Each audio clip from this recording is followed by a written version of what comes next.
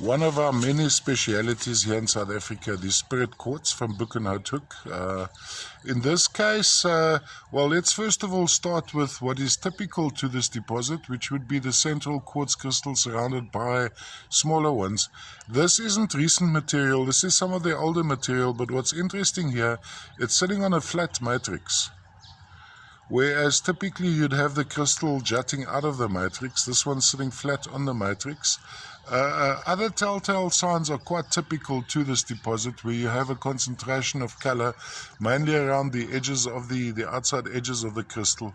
What's also interesting about this particular variety, I actually haven't encountered these a lot. This would be some of the older material, this wouldn't be from recent deposits, is almost a fractured look in the crystal faces. And as you can see from the reflections, the crystal faces are actually intact, but they appear there's slight natural fracturing in the inside. I don't know, faces of the crystals. Now I don't know if that has a meaning esoterically, but it's quite different and unusual.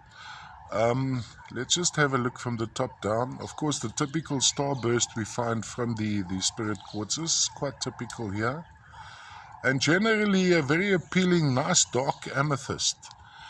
Color, of course, is one of the determining factors of appeal, and of course just the form is so exquisite. It is actually like sweeties. You know, when I first saw these in 1998, I actually thought they'd been manufactured. They are so perfect looking, like sweets.